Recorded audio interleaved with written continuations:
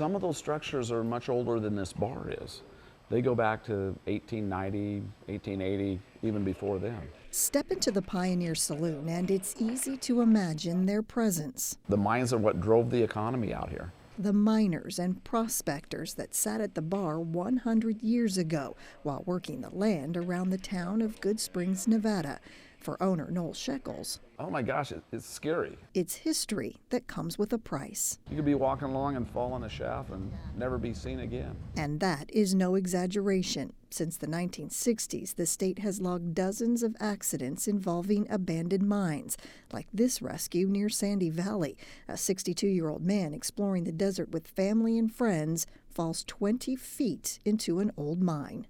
I have followed up on these incidents. Bill Durbin is with the Nevada Division of Minerals, giving our cameras a look at some very real desert dangers. Shafts may run from just a few feet deep to over 3,000 feet deep. Durbin says in 1987, the Nevada legislature initiated a program to fence off, backfill, or otherwise secure abandoned mines. Potentially hazardous leftovers from the days when rich supplies of zinc, lead, copper, and silver were pulled from the earth, many sites dating back to the late 1800s. This 150-foot shaft was filled in once before by the claimant. Some years later, we were contacted by a prospector who was out just looking around recreationally, and he almost drove his Jeep into this thing. There was no fence. What had happened is the material had settled. And while it might take effort to reach some of the mines, they are accessible. We are walking up to an adit, which is a horizontal mine opening. This one secured with heavy metal bars in two places to keep people out, but allow certain critters in. These mine openings were surveyed for bats and found to have pretty significant bat habitat. In fact, I was told there were 4 species of bats living in here. And the drop down this shaft? Ready?